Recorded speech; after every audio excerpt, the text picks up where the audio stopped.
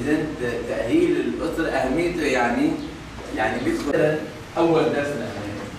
يعني أنتم بارك فيه رفاق الأخير المجتمع صغير مشان المجتمع صغير يطلع للمجتمع الكبير ويفيد. تفضل رفيق. مصطفى من مدينة الرقة، مجلس حي الفرات، رئاسة مشتركة هيئة كومين بمجلس حي الفرات.